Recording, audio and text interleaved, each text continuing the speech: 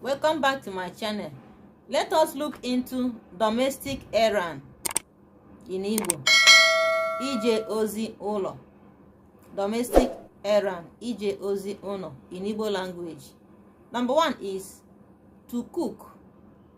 To cook is one of domestic errand. To cook, it means ishi nri, or isi nri,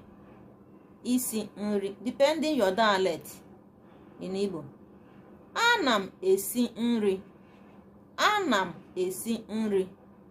or anam eshi nri, meaning I am cooking. Isi nri na-amasị m. I love cooking. Another one is to bath.